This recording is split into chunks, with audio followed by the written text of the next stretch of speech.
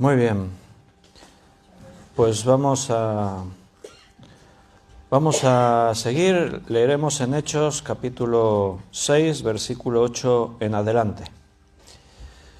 Saludar a los hermanos que están aquí y, bueno, ya nos hemos saludado, pero a los que están en internet los saludamos también. Benito ha escrito, buenas tardes. Miriam también, buenas tardes. De momento, lo demás son comentarios del audio, que no se oía muy bien. Benito hoy no está aquí, no se encontraba demasiado bien y está en casa. Así que los hermanos que están ahí se van turnando. Hoy Ana Rita está mejor, ha venido. Qué bien. Bueno, vamos a leer versículo 8, Hechos 6, 8. Y Esteban, lleno de gracia y de poder, hacía grandes prodigios y señales entre el pueblo. Entonces se levantaron unos de la sinagoga, llamada de los libertos, y de los de Cirene, de Alejandría, de Cilicia y de Asia, disputando con Esteban. Pero no podían resistir a la sabiduría y el espíritu con que hablaba.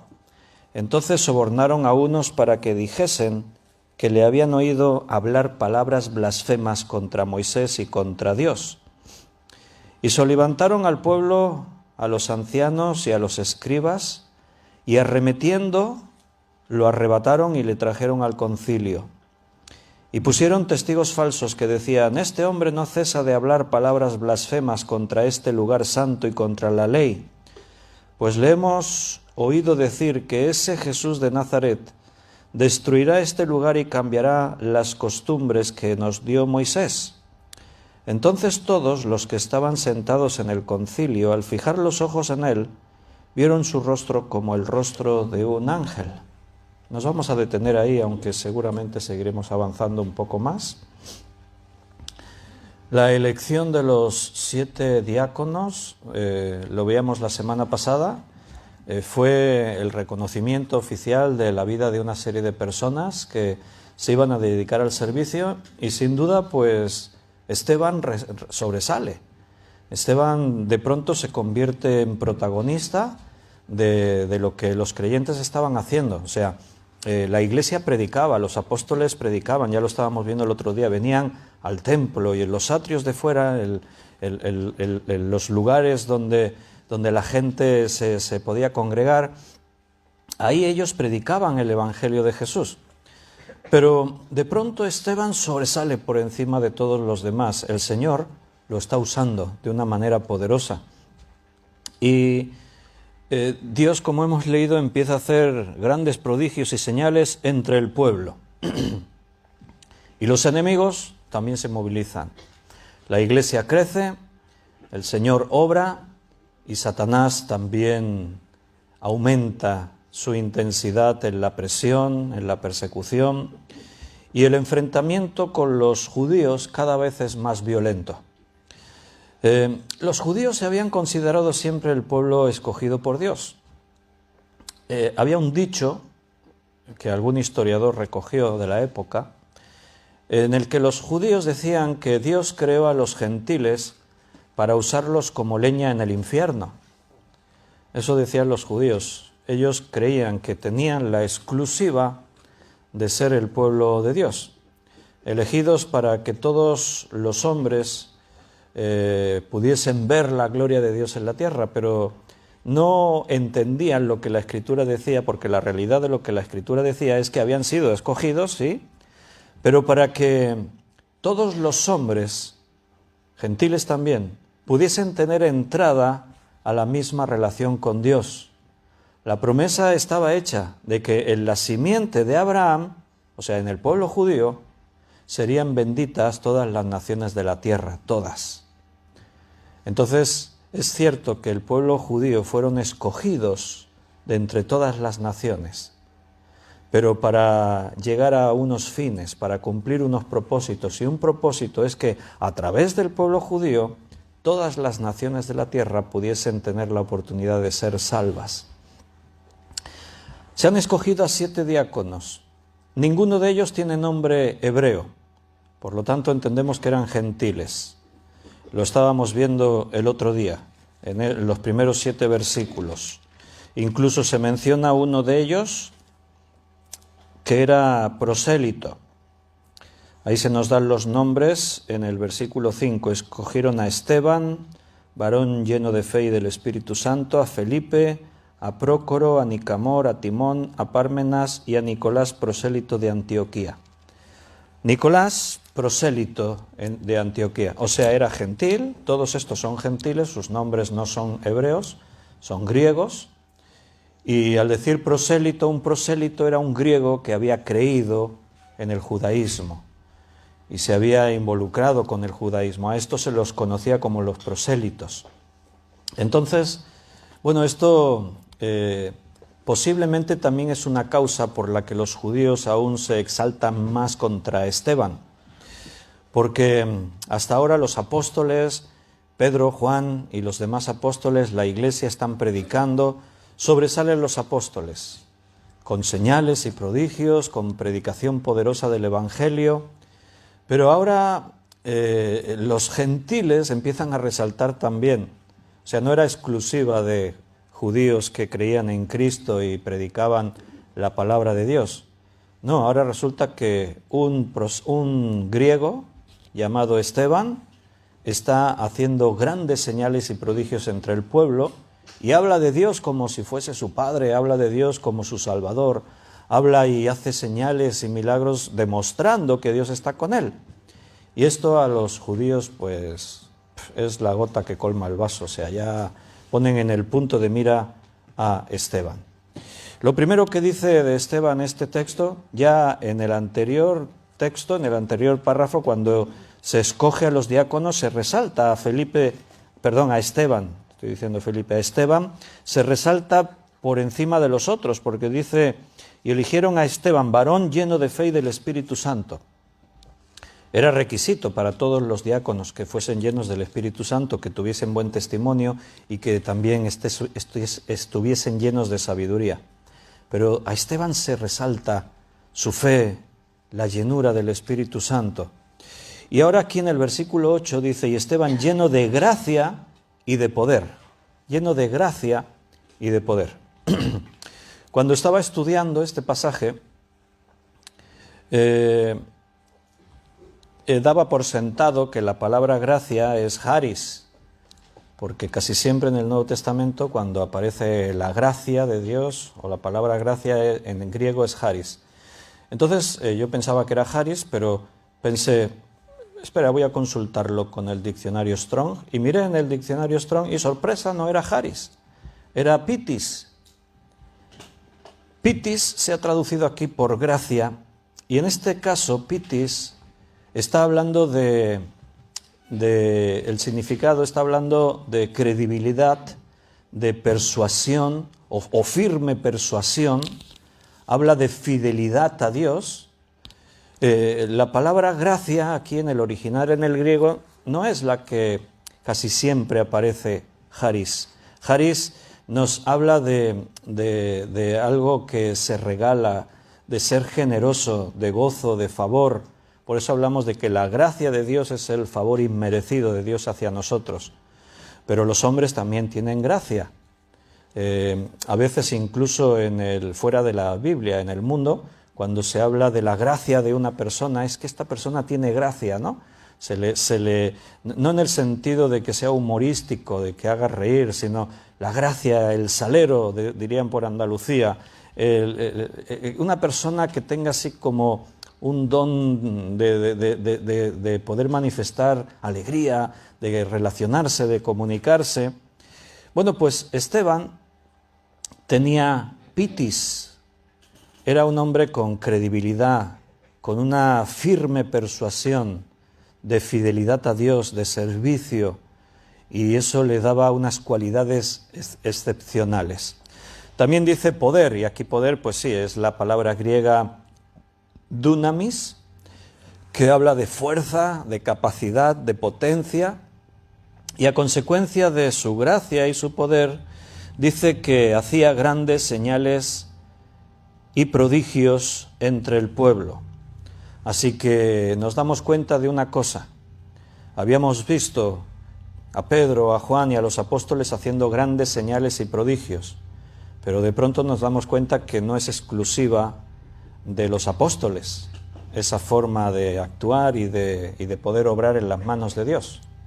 A veces uno podría pensar, ¿no?, de que el que puede obrar milagros y señales y prodigios es el apóstol. En este tiempo, pues el pastor es el que tiene... la Biblia nos enseña que cualquier creyente puede tener esa capacidad, porque no es algo innato en el ser humano. La capacidad no está en la persona, la capacidad viene de Dios. El Espíritu Santo es el que tiene los dones de señales, de milagros, dones de poder hacer esas grandes maravillas. Y ese don le pertenece al Espíritu, no es propiedad de una persona. Claro, los que sirven, los que están al frente, en este caso los apóstoles, el pastor, otras personas, se presupone que son personas que viven una vida muy cercana a Dios, que han entregado su vida, están consagrados, viven, pero ese nivel de consagración, de entrega, de servicio y por lo tanto de recibir la llenura del Espíritu Santo es algo que puede tener cualquier creyente. O sea, no es exclusiva de unos pocos, cualquiera puede tenerlo. Esteban no era apóstol, ha sido escogido como diácono, pero Esteban está sobresaliendo a la hora de ser usado por Dios con grandes señales y prodigios. ¿Cómo podía hacer eso Esteban?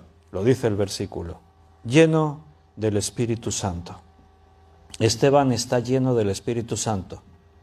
Y si tú estás lleno del Espíritu Santo, pues eso se va a notar, se tiene que notar.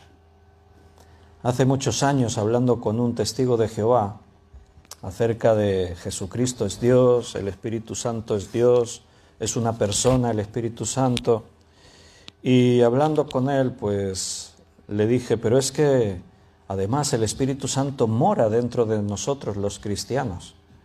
Y se echó una sonrisa así como de sarcasmo y dijo, y me dijo, ¿y tú te crees eso? Que el Espíritu Santo, si es una persona y es Dios, vive dentro de los cristianos. Y dijo así como con exclamación, eso se notaría. Dijo, claro, y es verdad, yo le di la razón. Cosa muy difícil darle la razón a un testigo de Jehová, pero en ese caso se la di. Tenía razón. Si tú estás lleno del Espíritu Santo, si tienes el Espíritu Santo, se tiene que notar. Porque estamos hablando del Dios del universo, el creador de todas las cosas, el todopoderoso, el Dios que lo sabe todo, el Dios que es amor, el Dios santo, santo, santo. Ese Dios mora dentro de ti, porque el Espíritu Santo no es, como los testigos de Jehová dicen, una fuerza activa, la fuerza en la que Dios actúa y a la fuerza se le llama Espíritu Santo, no. El Espíritu Santo es una persona y es una de las personas juntamente con el Hijo y con el Padre que son Dios. O sea, el Padre es Dios, el Hijo es Dios y el Espíritu Santo es Dios. Y ese Dios tan grande mora dentro de nosotros. Por lo tanto, se tiene que notar, se tiene que ver. El problema es que quizás la llenura no es la que debería ser. Y la Biblia usa muy bien la expresión lleno del Espíritu Santo, porque eso nos ayuda a tomar una idea de que es como un recipiente que tú lo puedes tener lleno, lo puedes tener medio, lo puedes tener casi vacío. Tener tienes, porque el Espíritu Santo vino a tu vida cuando creíste, fuisteis sellados con el Espíritu Santo de la promesa. Estudiamos hace días en Efesios. El Espíritu Santo lo tienes, pero ¿cuánto lo tienes? O sea, ¿cómo te llena? Porque el Espíritu Santo mora dentro de ti, pero no te posee como hace un espíritu inmundo que te obliga a hacer cosas que tú no quieras. El Espíritu Santo te respeta, entra en tu vida, pero entra solamente cuando tú le invitas a que entre. Y entra para quedarse, para tener comunión contigo, relación, como decíamos ayer en el estudio.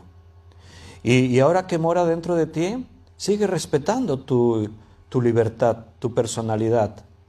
O sea, no toma el control a la fuerza. Espera que tú le dejes que tome el control. El Espíritu Santo como persona se puede contristar, se puede apagar. Son palabras para que nos hagamos una idea de la forma en la que el Espíritu Santo actúa en nosotros, porque Dios no se entristece, Dios no se apaga, pero para que entendamos la acción del Espíritu Santo en nuestra vida, tenemos que utilizar esas expresiones humanas. Y para que podamos entender en qué cantidad le damos a Él la autoridad para que actúe en nosotros, hablamos de llenura del Espíritu. Para que el Espíritu Santo controle tu vida, le tienes que dar la libertad de que actúe dentro de ti. Recuerda que decimos Espíritu Santo. Cuando hay pecado, la santidad de Dios no actúa, porque Dios es santo, santo, santo. Tienes que vivir en santidad para que el Espíritu Santo no se vea limitado en lo que Él puede llegar a hacer dentro de ti. Por eso al pueblo de Israel, cuando se estaban preparando para entrar a poseer la tierra, cuando iban a luchar contra Jericó, cuando iban a conquistar Jericó, el Señor le dio instrucciones a Josué para que le mandase al pueblo y le dijo: santificaos, porque el Señor hará grandes cosas mañana entre vosotros. Santifícate. Y la palabra de Dios nos santifica. La palabra de Dios nos limpia, nos purifica, porque nos confronta con nuestra realidad. Es como el martillo que quebranta la piedra. La palabra de Dios ilumina, nos da luz.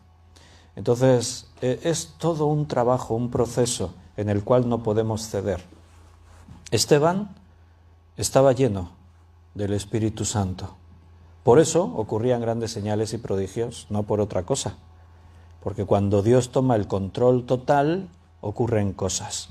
No digo que siempre vayan a ocurrir milagros, señales, prodigios, porque como hemos estudiado ya en otros momentos, eso tiene un propósito determinado en momentos determinados, porque no vivimos por señales y prodigios, vivimos por la fe en Jesucristo, en lo que su palabra nos enseña y nos revela acerca de Él. Entonces se levanta oposición contra Esteban, versículo 9. Entonces se levantaron unos de la sinagoga llamada los libertos. ¿Sabéis quiénes eran estos, los libertos? ¿Quiénes eran? Antiguos esclavos. Así, claro. ¿Quién? Antiguos esclavos. Antiguos esclavos. Eran antiguos esclavos de Roma que habían sido liberados. Por eso se les conocía como los libertos. En las guerras y antiguamente pues habían hecho esclavos, pero cuando Roma controlaba un territorio, como en este caso toda la tierra de Palestina, pues se llegaba a tratados, acuerdos con la nación. Vemos que incluso les permitían tener un rey. Claro, en este caso era un poco así chapuza, porque Roma tenía que dar el visto bueno al rey y pusieron a Herodes, que era simplemente un espantapájaro que había allí, porque no reinaba.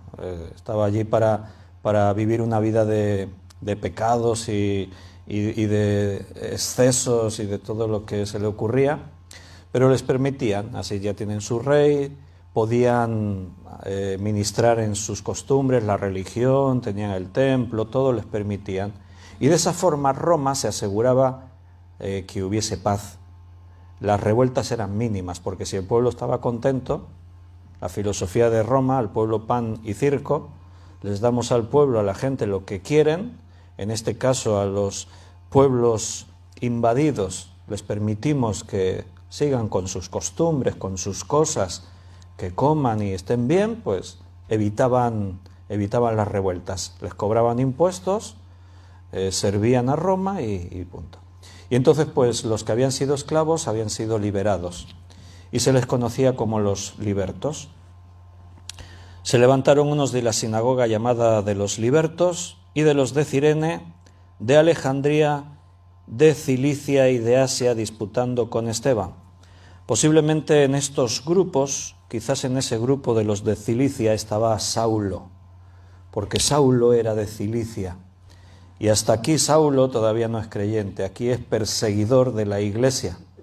Y vamos a verlo a continuación, porque esta larga escena nos va a llevar hasta el final del capítulo 7, donde Esteban va a ser martirizado, se va a matar a Esteban, y ahí se nos va a decir que las ropas de Esteban las trajeron a los pies de un joven que se llamaba Saulo, de Tarso, de Cilicia. Así que aquí, muy posiblemente, casi con toda seguridad, en estos que se levantan contra Esteban, los libertos, de la sinagoga de los libertos, los de Cirene, los de Alejandría, los de Cilicia, y seguro que estaba Saulo, con los de Cilicia, de Asia, disputando con Esteban. Y es muy interesante porque a los demás no los conocemos, pero a Saulo sí lo conocemos. Y Saulo de Tarso, lo que sabemos después es que era un erudito, era un maestro, era un hombre muy bien instruido y conocedor de las Escrituras. O sea que el debate que estos entablan con Esteban no era de cuatro fanáticos por ahí, de que estaban delante de Esteban y soltaban 4 gritos. No. Aquí lo que vemos en este pasaje es que se entabla una guerra de argumentos, que en el mundo cristiano es muy común que nosotros nos veamos constantemente metidos en estas guerras de argumentos. Hemos sido llamados a eso, a presentar defensa del Evangelio ante todo aquel que nos demande. Hemos sido llamados a predicar el Evangelio, y el Evangelio son argumentos. No es cree y ya está. ¿En qué? Tú crees en Dios, punto. No. Tenemos argumentos. No estamos basándonos en una fe ciega, o sea, es cree, sin nada más. No. Tenemos argumentos. Podemos aportar una serie de datos, de información, de principios, de enseñanzas. Y esto es lo que Esteban hace. Y aquí demuestra pues lo que anteriormente se ha dicho, que estaba lleno del Espíritu Santo y lleno de sabiduría. Si estás lleno del Espíritu Santo tienes que estar lleno de sabiduría, porque la sabiduría de la que hablamos aquí viene de lo alto, viene de arriba. Por eso dice en el versículo 10, pero no podían resistir a la sabiduría y al espíritu con que hablaba. Ahí estaban un grupo de gente culta, preparados, repito, posiblemente Saulo de Tarso estaba ahí, y Saulo no era un ignorante, era una persona muy bien preparada, y los demás seguro que también, y están debatiendo con Esteban, le están acusando, le están diciendo, y Esteban se está defendiendo, y no pueden contra él. Dice que no podían resistir a la sabiduría y al espíritu. Y espíritu está puesto con mayúscula porque estamos en el contexto en el que ya se nos ha dicho que estaba lleno del Espíritu Santo. La palabra sabiduría es sofía, es una palabra que ya hemos comentado alguna vez en el griego, y habla de la sabiduría, la sofía habla de un entendimiento penetrante, es algo poderoso. O sea, la sabiduría es más que un simple entendimiento. Sabiduría es más que tener un conocimiento, aunque sea amplio. Y incluso antes que hablábamos de los dones del Espíritu Santo, pues también se menciona la sabiduría como un don del Espíritu Santo. Si queréis tener la referencia, pues en Primera de Corintios, capítulo 12, versículo 8, ahí en este pasaje se habla de los dones del Espíritu. Y dice, porque a éste les dada por el Espíritu palabra de sabiduría, a otro palabra de ciencia, según el mismo Espíritu. O sea que la Biblia menciona que hay un don del Espíritu Santo que es la sabiduría. Y como Esteban está lleno del Espíritu Santo, su sabiduría es algo que los hombres no podían resistir. Esa sabiduría es la capacidad que Dios da y está al alcance de cualquiera. Para ti también. Santiago 1:5 dice que si alguno tiene falta de sabiduría, le pida a Dios, el cual le dará abundantemente y sin reproche. Así que nunca dejes de pedirle a Dios sabiduría, pídele. Y Dios es rico en darte sabiduría porque no hay condiciones ahí. En el debate no le podían resistir, o sea, los argumentos que ellos presentaban no podían contra los argumentos de Esteban. Eso es algo que cuando tú discutes con alguien, y sobre todo en este contexto religioso, porque si discutes con una persona de fuera, evidentemente los argumentos que ellos tienen no se van a adaptar a las cosas de Dios. Si partimos de la base de que te digan, es que yo no creo en Dios, ni creo que la Biblia sea la palabra de Dios, entonces la guerra de argumentos tiene que ir por otros caminos, que también para eso Dios nos da sabiduría. Pero si hablas con personas religiosas, a veces yo he tenido que entrar en discusiones con personas que se llaman cristianas. Y entonces entras en discusión, en debate con esas personas. Por lo tanto, si esa persona que está frente a mí dice que es cristiana, tiene que aceptar que esto es la Biblia. Si evidentemente esa persona reconoce, sí, esto es la Biblia, es la palabra de Dios, entonces partimos de lo ideal, que es que reconocemos, por lo tanto, que esto es la verdad. Así que vamos a ver qué dice la Biblia. Cuando yo entro en discusión con alguien en este nivel y empezamos a abrir la Escritura, a veces te das cuenta que la persona que está frente de ti quiere defender algo, una postura, pero es su postura. Quiere defender su visión, su idea, con sus argumentos, y en pocos minutos esa persona está como estos que estaban ante Esteban. Está que no puede resistir, o sea, no sabe qué decir. Lo confrontas con la Biblia, no, pero es que la Escritura dice, mira, la Biblia dice aquí. Y te intenta salir por ahí, no, pero es que en otro sitio, no, pero eso que me estás citando, mira, vamos a leerlo si quieres. ¿Ves? No está hablando de ese tema, está sacando un versículo fuera de un contexto.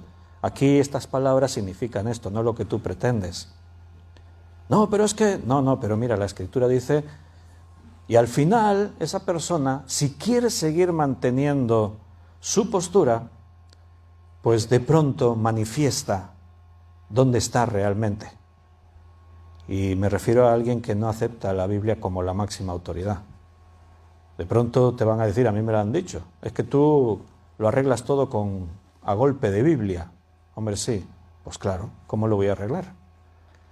Yo tengo mis criterios como persona, puedo tener mis opiniones, pero son mías y no son mejores que las tuyas. Cada uno puede tener su punto de vista, tenemos nuestros gustos, según nuestro fondo cultural, de dónde venimos, cómo nos han educado, podemos ver las cosas de una manera o de otra. Pero, ¿y qué hacemos? Bueno, lo que hace la gente en el mundo, se pelean porque cada uno quiere tener razón.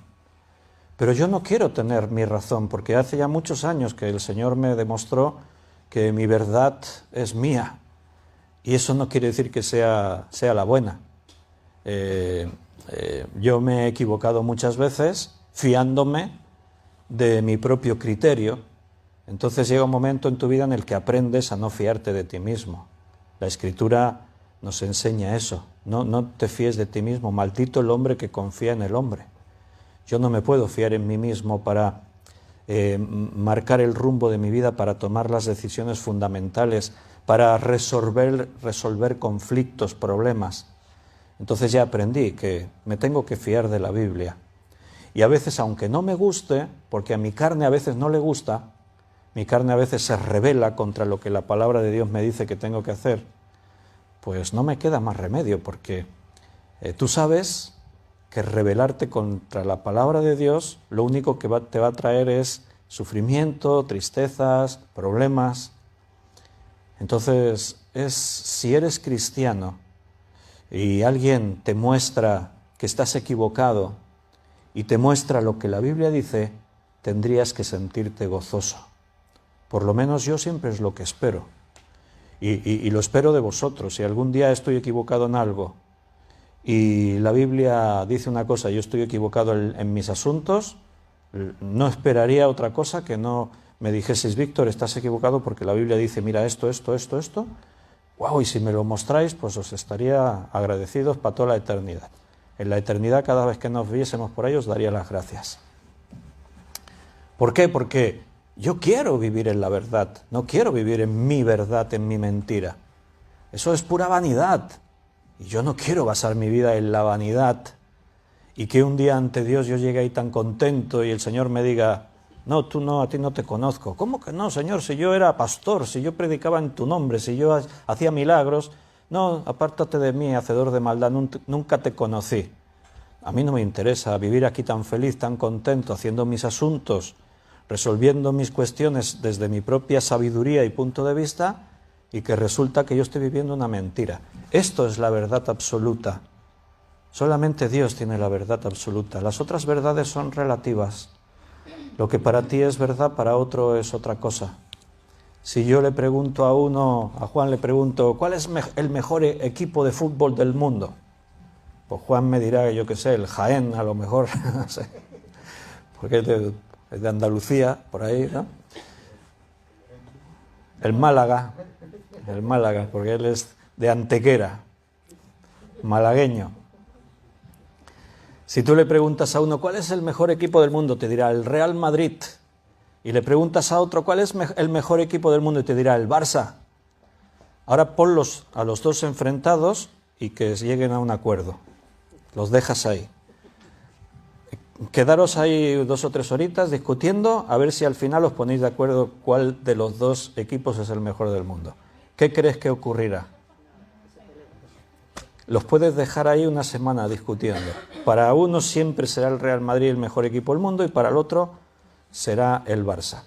Y dices: bueno, vamos a intentar solucionarlo, vamos a traer una tercera persona para que medie. Y viene otro, y después de una semana discutiendo, les preguntas, y para uno es el Real Madrid, para el otro es el Barça, y el que vino el tercero, para él el Betis.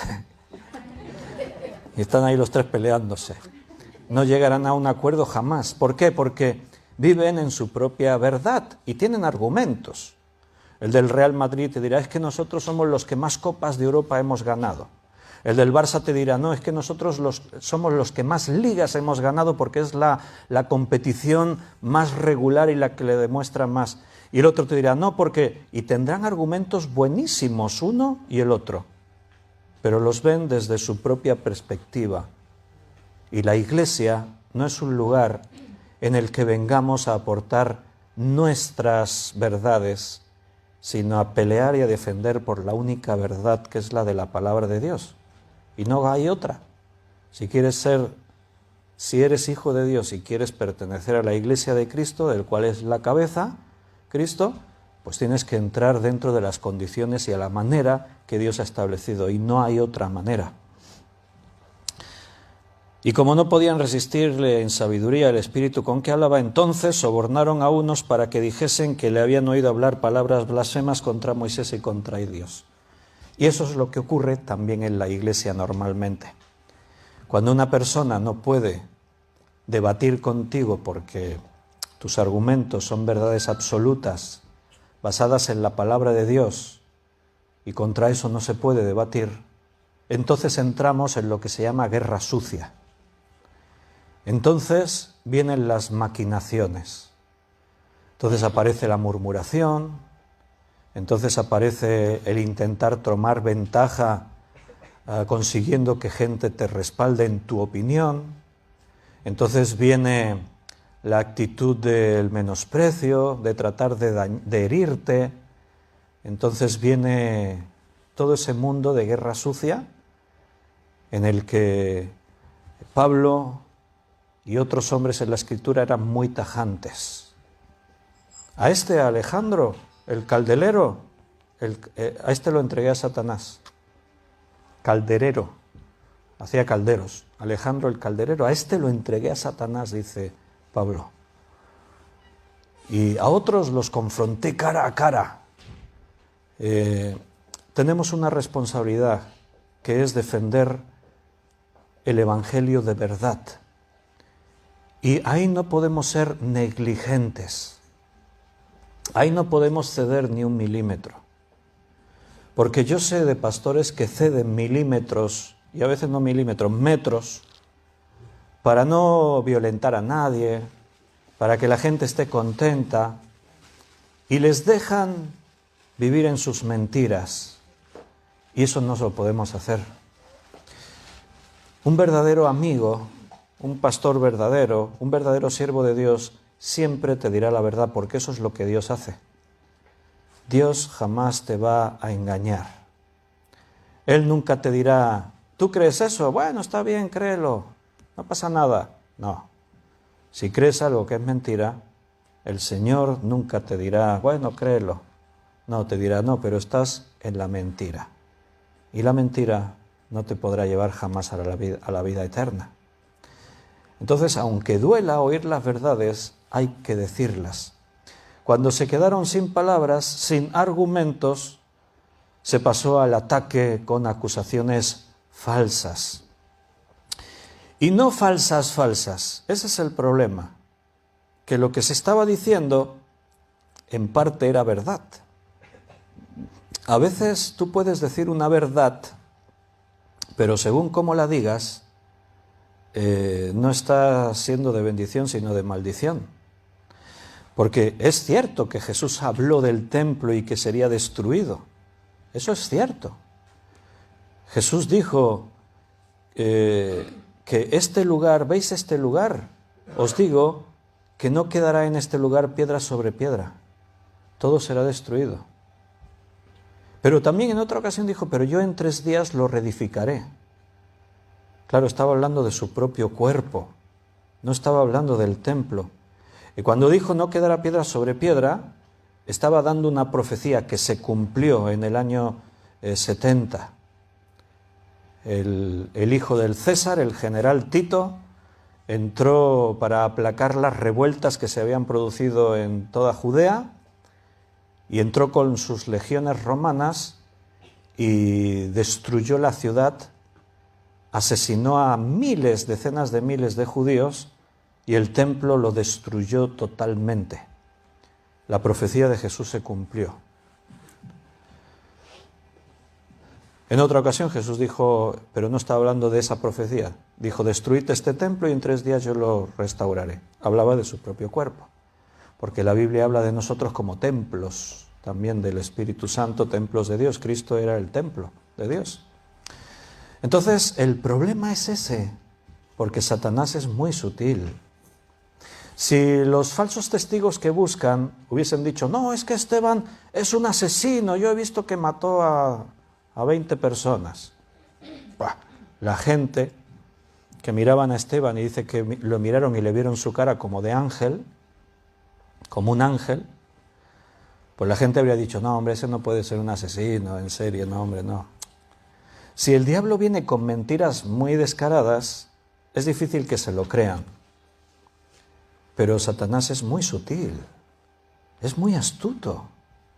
Él mete la cizaña así que se parezca al trigo y tú te confundas.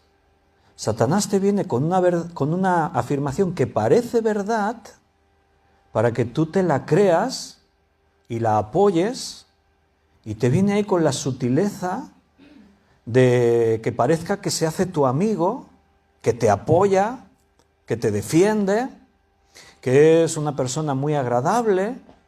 Satanás se disfraza como ángel de luz. No viene con cuernos de rojo y ahí bien feo, ¿no? Porque así no, nadie le hace caso, se asustan. Bueno, unos cuantos locos sí, pero la gran mayoría huyen de Satanás. Y Satanás lo que quiere es arrastrar a la máxima cantidad de gente hacia él. Su ambición era ser como Dios y que la gente le adore, le reconozca, que él tenga el control, la autoridad y pueda manipular a las naciones, a los reinos del mundo. Y para ello Satanás se vale de las estrategias más sutiles. En este caso, sobornaron a unos para que dijesen que le habían oído hablar palabras blasfemas contra Moisés y contra Dios. Sí, yo le escuché que dijo, Esteban predicaba públicamente, la gran mayoría le escuchaba. Pero ahí está el problema, que a veces tú predicas una cosa y alguien toma lo que tú dijiste y lo manipula. Y hace que otros crean que tú has dicho algo que no dijiste. Eso es algo que Satanás hace muchas veces. Sí, no, yo le escuché a Esteban, le escuché bien. Habló blasfemia contra el templo, la casa de Dios, y contra Moisés también. Seguramente Esteban mencionó a Moisés, porque ahora, en su defensa, Esteban va a dar un largo discurso. Y va a hablar, entre otros personajes, va a hablar de Moisés. Y seguro que habló del templo y de este lugar. Porque dice más adelante en el versículo 14, pues le hemos oído decir que este Jesús de Nazaret destruirá este lugar y cambiará las costumbres que nos dio Moisés. ¡Wow! ¡Qué inteligente el enemigo ahí! ¡Qué sutil! Porque seguramente Esteban citaría a Jesús. Sí, porque vosotros, me imagino a Esteban predicando, porque vosotros venís al templo buscando a Dios. Pero Jesús de Nazaret, a quien vosotros crucificasteis y que Dios le levantó de los muertos, este Jesús es el Mesías. Y Jesús dijo que ahora ya no es necesario buscar a Dios entre los templos hechos de manos de hombre.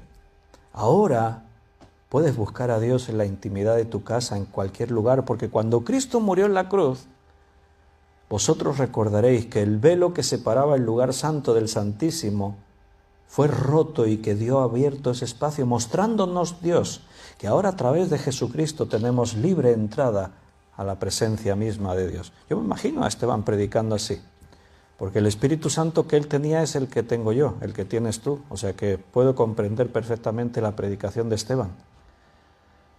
Pero te das cuenta cómo, sacando del contexto, cómo se está diciendo algo. Sí, no, hemos oído decir que Jesús de Nazaret destruirá este lugar. Tomo algo de lo que Jesús dijo y que ahora Esteban ha dicho, tomo lo que Esteban ha dicho y te doy la versión que yo quiero que tú recibas. Y he oído que dijo que va a cambiar las costumbres que nos dio Moisés. Vaya, yo me imagino a Esteban. No me imagino a Esteban diciendo, mira, todo lo que enseñó Moisés no sirve para nada. No me imagino eso de Esteban. Ahora sí que me imagino a Esteban predicando, porque todo lo que la ley nos enseñó por mano de Moisés, esa ley nos ha demostrado que por la ley nosotros no podemos llegar a ser salvos, no podemos agradar a Dios. La ley nos demostró que somos insuficientes en nuestras obras para alcanzar el favor de Dios. Y ahora a través de Jesucristo tenemos una nueva forma. Ahora en Cristo la gracia de Dios nos ha llenado y ahora por la fe podemos entrar y creer. Porque también Moisés creyó a Dios y nuestro padre Abraham creyó a Dios y le fue contado por justicia, fue por la fe. Yo me imagino a Esteban predicando así. Porque Esteban conocía muy bien la Biblia. Después lo vamos a ver.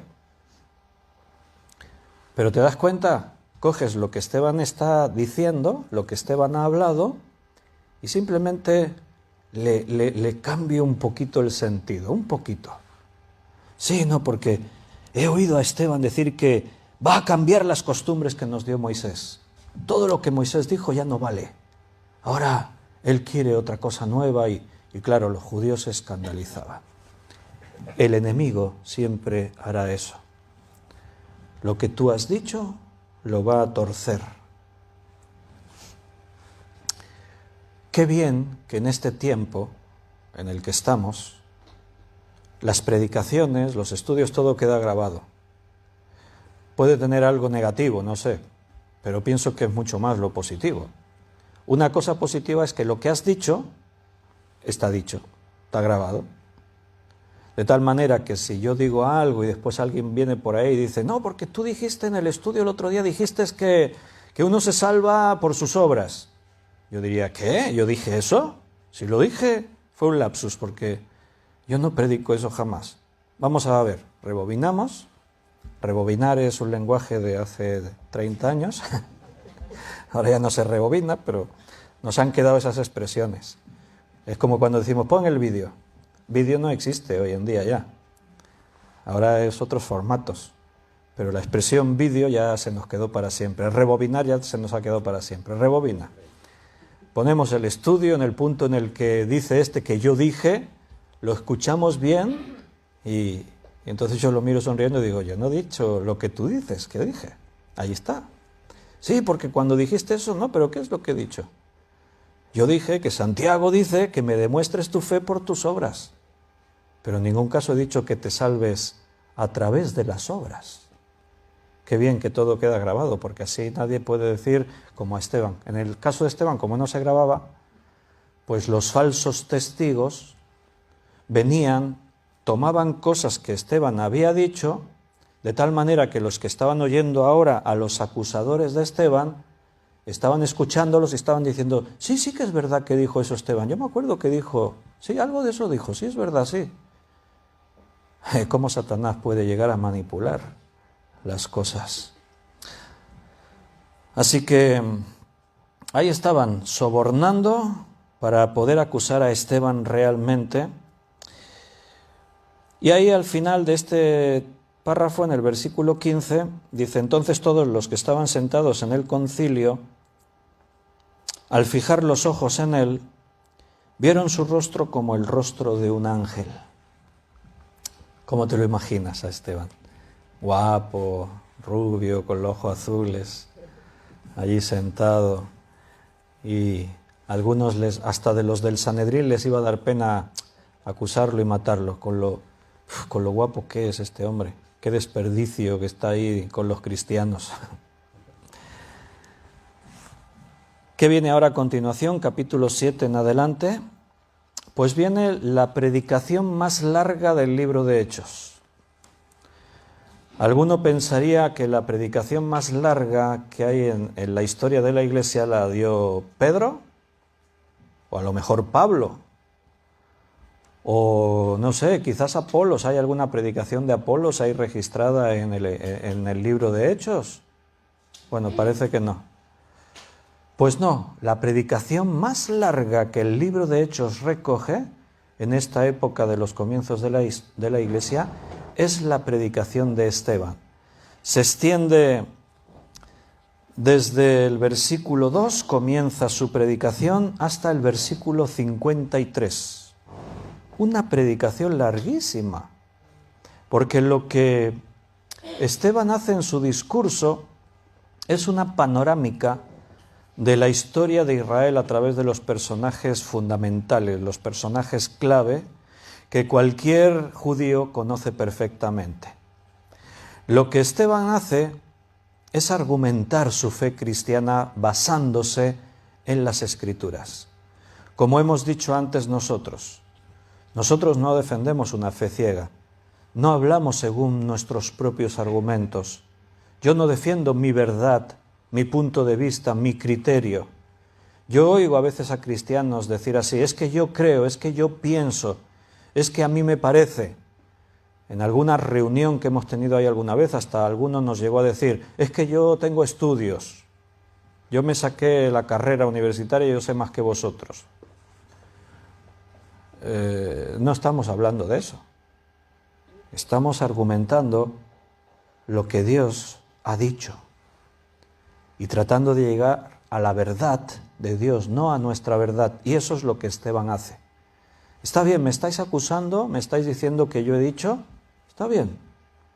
Mira, os voy a argumentar lo que yo creo y la fe que vivo, pero sobre la Escritura. Es lo que hizo Pedro en su primer discurso el día de Pentecostés, es lo que hizo Pedro en su segundo discurso defendiéndose igualmente que Esteban ahora ante el Sanedrín. Estaba Juan y Pedro volvió a predicar allí. Es lo que ahora Esteban hace, predicar la palabra, argumentar lo que vivimos y lo que hacemos sobre las Escrituras.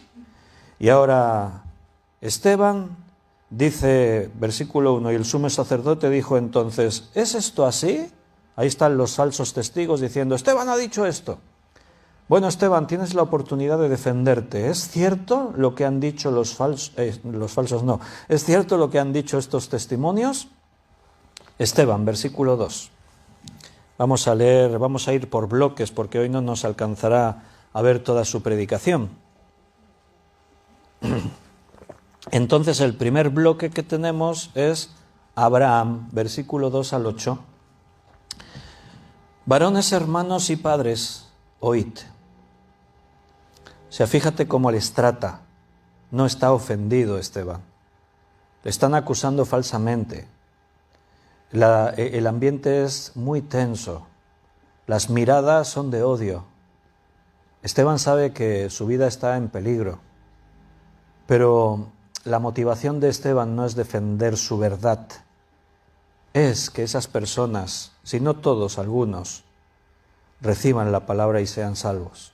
Y les habla con educación. Varones, hermanos y padres, hasta con afecto podríamos decir. El Dios de la gloria apareció a nuestro padre Abraham estando en Mesopotamia antes que morase en Harán. Y le dijo, sal de tu tierra y de tu parentela y ven a la tierra que yo te mostraré. Entonces salió de la tierra de los caldeos y habitó en Harán. Y de allí muerto su padre, Dios le trasladó a esta tierra, en la cual vosotros habitáis ahora. Y no le dio herencia en ella, ni aun para asentar un pie, pero le prometió que se la daría en posesión y a su descendencia después de él, cuando él aún no tenía hijo. Y le dijo Dios así, que su descendencia sería extranjera en tierra ajena, y que los reducirían a servidumbre, y que los maltratarían por 400 años. Mas yo juzgaré, dijo Dios, a la nación de la cual serán siervos, y después de esto saldrán y me servirán en este lugar. Y le dio el pacto de la circuncisión, y así Abraham engendró a Isaac, y le circuncidó al 8º día, e Isaac a Jacob, y Jacob a los 12 patriarcas. Bien, la predicación de Esteban, en muchas Biblias, el título que han puesto ahí es Defensa de Esteban. O sea, como que Esteban se está defendiendo. Pero, ¿quieres que te sea sincero? Yo no veo a Esteban defendiéndose. Porque una defensa, yo creo que el título se han equivocado los traductores. Porque la defensa es, yo no he hecho nada, me estáis culpando de cosas que yo no intento decir que Jesús va a destruir el templo. Defenderse es eso. Es pedir perdón, es excusarse, es decir, no, me habéis entendido mal, yo no quería decir, si os ha parecido que yo he querido decir. Esteban no se está defendiendo, les está predicando. Bueno, porque fruto de la predicación, ya os hice spoiler, es que lo van a matar al final. O sea, su defensa, si es una defensa, fracasó estrepitosamente, porque lo van a matar. Esteban no se está defendiendo, está predicando. Y para poder presentar toda su exposición, va por partes. Seguramente la culminación de a dónde quiere llegar Esteban lo veremos el próximo día, porque como dije es muy largo y hoy no nos da tiempo a verlo todo. Pero lo primero que Esteban habla es Abraham. Sin duda, Abraham tenía que aparecer aquí en la enseñanza, porque Abraham era el origen de los judíos. El pueblo hebreo comienza en Abraham. Él es el padre Abraham. Entonces, bueno, es quien nos dio la identidad, Abraham. Vamos a hablar de Abraham, a ver qué creía Abraham, qué vivía, qué hacía. Y entonces, lo primero que ahí se habla es de que Abraham respondió a la llamada de Dios. ¿Quién era Abraham? Era pagano, porque los hebreos no existían. De alguna forma Esteban les está diciendo, vosotros creéis que los judíos sois un pueblo exclusivo, que solamente vosotros estáis aceptados por Dios, pero quiero que recordáis de dónde habéis salido. No es una nación genuina que viene desde el Edén. No es una nación que siempre, desde siempre, fueron santos. Tuvieron un principio. Salieron de Mesopotamia, Ur de los caldeos. Ahí tenían dioses paganos. Sus costumbres eran paganas. Y Dios, de un hombre, escogió hacer un pueblo. Y esto los judíos lo habían perdido de vista. Ellos se pensaban superiores a todos los demás. Entonces, Esteban les habla de Abraham. Abraham respondió a la llamada de Dios. Dios le dijo, deja todo eso, sal de tu tierra y de tu parentela, como dice en Hebreos 11:8, y salió sin saber a dónde iba, hablando de su fe. Sal de tu tierra y de tu parentela, la tierra que yo te mostraré. Era un hombre que respondió a la llamada de Dios. Seguramente, igual que Dios hizo con Abraham, a ti te ha estado llamando siempre Dios. La pregunta es, ¿has respondido ya o todavía te lo estás pensando? Todos nosotros tenemos que responder al llamado de Dios. Antes o después, en un momento de nuestras vidas, tenemos que responder. ¿En quién has creído? ¿Qué es lo que esperas de tu fe? ¿Por qué estás en la iglesia? ¿Qué es la iglesia para ti? ¿Qué es Cristo para ti? Porque en el camino hay muchos que renuncian al llamado de Dios. Muchos se vuelven atrás. No es que fueron salvos y se perdieron, es que estaban ahí, escuchando que Dios les llamaba. Y a veces eso se prolongó hasta años. Y en un momento dado dijeron, no, yo no salgo de Ur de los caldeos. Tengo mi casa aquí, mi familia está aquí. No puedo renunciar a todo eso. Yo creeré en ti, pero aquí, donde estoy. No le puedes poner condiciones a Dios. Si Dios te pide algo, dáselo. No puedes poner condiciones a la Biblia. Si la Biblia dice, no digas pero, acéptalo. Abraham era un hombre de fe, como hemos dicho en Hebreos 11:8, dice, y salió sin saber a dónde iba. Le creyó a Dios. La Biblia dice que y creyó Abraham a Dios y le fue contado por justicia. Por la fe fue salvo Abraham. No fue por elección. Dios miró y dijo, ¿a quién escojo? Mira, este mismo, tú. No, Dios llamó a Abraham y Abraham creyó. Y su fe le salvó. Por eso ahora en el Nuevo Testamento el argumento de los creyentes es este. Usar lo que dice la Escritura para mostrarle a los judíos que no es porque tú seas de un linaje, que porque seas hijo de Abraham ya eres hijo de Dios y pueblo de Dios. No es por eso. Abraham tuvo que creer. Y si tú eres hijo de Abraham, tienes que creer. Si no, no te sirve el ser hebreo de sangre. Abraham era un hombre de fe. Seguramente la mayor culminación de su fe fue cuando Dios le pide que sacrifique al hijo de la promesa, a Isaac. Y la fe de Abraham le lleva a estar dispuesto a sacrificar a su propio hijo. Y Abraham era un hombre de esperanza, porque aquí hemos leído que se le dijo a Abraham que heredaría una tierra, pero se le dijo también que él nunca la poseería, que esa tierra se la daría a su descendencia. Así que Abraham se tuvo que sustentar en una fe basada en la esperanza, en lo que vendría, porque él nunca pudo establecerse como nación en la tierra de Canaán. Él fue a esa tierra, compró una porción de la tierra, pero la promesa era, te daré una tierra para que seas una nación, pero no a ti. Tú no la vivirás, será tu descendencia. Y Abraham tuvo que creerlo.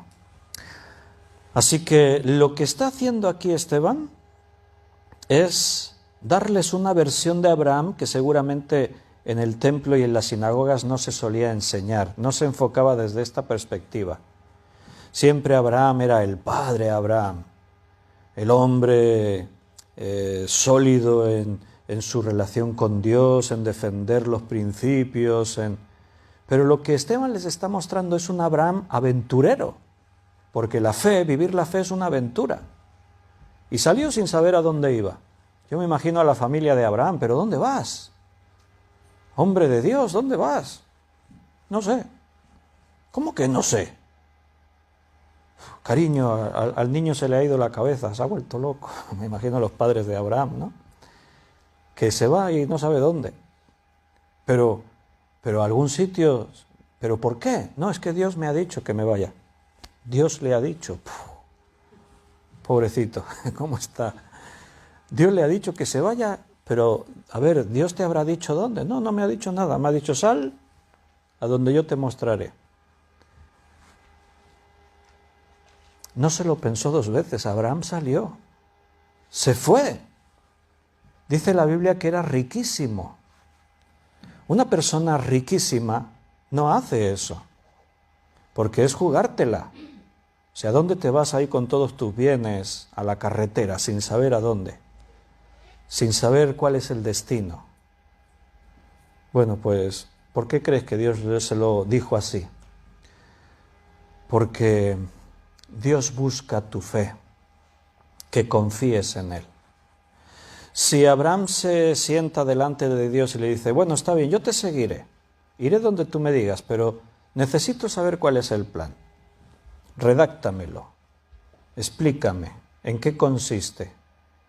¿Cuántos años? Hagamos un contrato, yo lo firmo. Eso no es fe. Lo que estás esperando es escuchar los términos para saber si te conviene.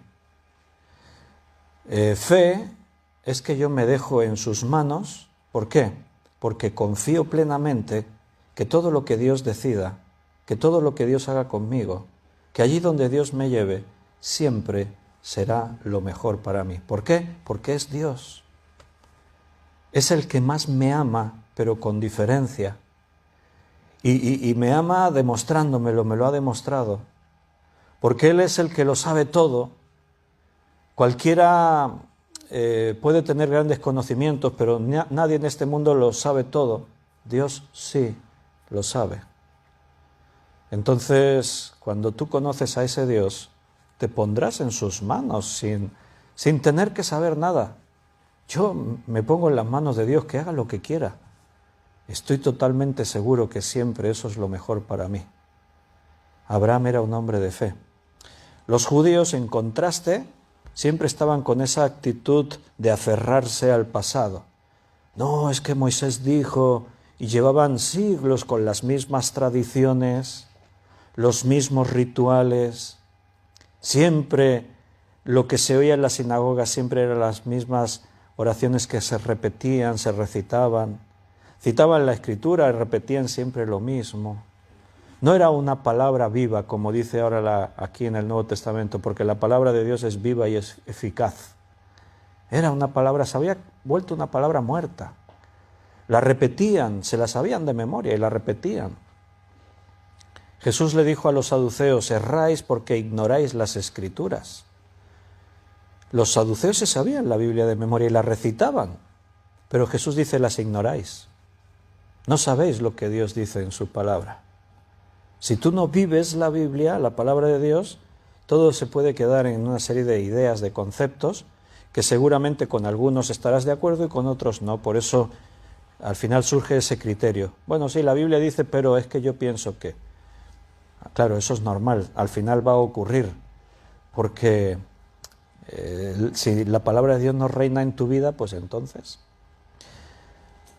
Él trata de mostrarles que Abraham salió de la tierra de los caldeos, habitó en Aram, de allí, muerto su padre, Dios le trasladó a esta tierra, en la cual vosotros habitáis ahora, pero no le dio herencia en ella, ni aun para asentar un pie, sino que le prometió que se la daría en posesión a su descendencia después de él, pero esto se lo prometió cuando aún ni siquiera Abraham tenía un hijo. Fíjate,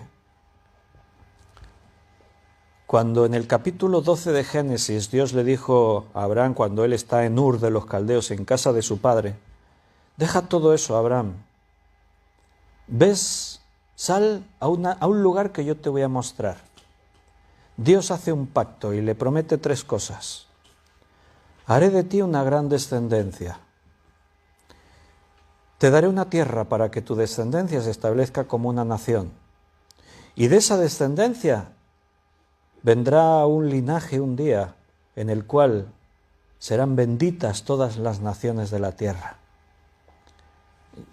Dios se lo promete a Abraham y Abraham lo cree.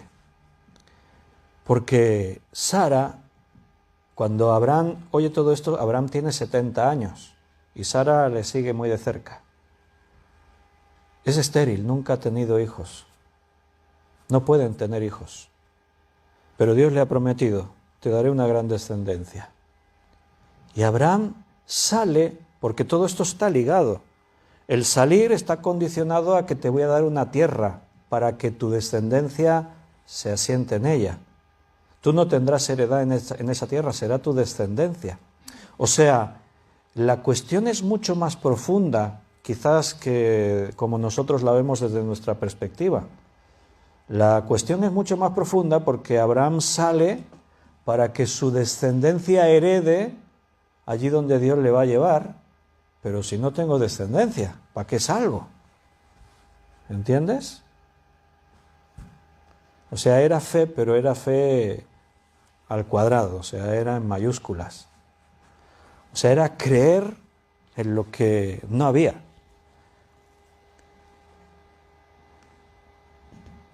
Mas yo, versículo 7, juzgaré, dijo Dios, a la nación de la cual serán siervos. Se profetiza ya hasta lo que ocurriría muchos años después, que la descendencia de Abraham se convertiría en una gran nación, pero serían oprimidos en la esclavitud. Pero Dios había prometido a Abraham, pero yo castigaré a los que os van a afligir en esclavitud y os voy a libertar.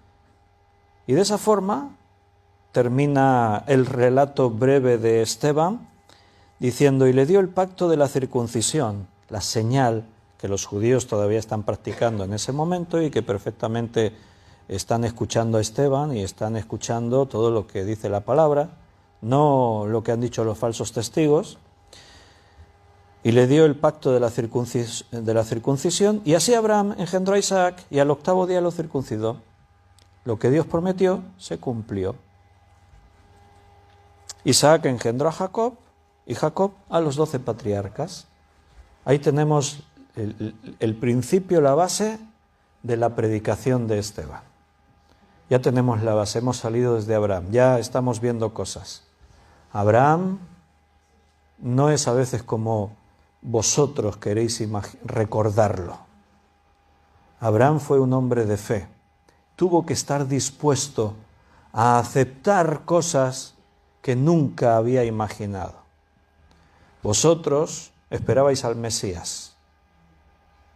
Tendríais que estar dispuestos a tener una mente como la de Abraham, dispuestos a ver en la Escritura lo que no veis. Yo me estoy ahora adelantando porque ahora estamos justo ahí en la introducción y hoy lo vamos a dejar ahí. Porque ahora después lo que hace Esteban es hablar de José. Y después lo que hace Esteban es hablar de de Moisés. O sea, empieza hablando de Abraham, va a seguir hablando de José y va a continuar hablando de Moisés. Porque está preparando, esta es la introducción, está preparando la presentación del mensaje. Os he dicho todo esto por este motivo, el centro de la predicación es Cristo, evidentemente, para llegar a la conclusión, y ahí va a quedar su mensaje. Lo vamos a hacer en 2 partes. La semana que viene seguiremos con la predicación de Esteban, porque hoy tenemos que terminar ya aquí. Se nos hace la hora y vamos a terminar. Así que nos despedimos de los hermanos que están en el Facebook, en directo. Un abrazo fuerte y para todos los que lo vayan a ver después en diferido. Es muy posible que los que estáis en Facebook hayáis hecho comentarios y cosas, pero a mí los comentarios se me quedaron congelados en los primeros que mencioné y no ha aparecido nada más. Después me los leo en casa por si hubo preguntas o algo. A veces llevamos unos días que parece que aquí el wifi no acaba de ir muy fino, porque incluso la imagen no se ve muy bien, ¿verdad? Parezco un personaje de videojuego de hace 20 años. Bueno, los que lo ven no dicen nada, igual no importa que me vea mejor o peor, lo importante es que se oiga bien. Si se oye bien, eso es lo que importa. Un abrazo a los que estáis por ahí en casa. Si Dios quiere, mañana miércoles a las 8 nos volvemos a ver.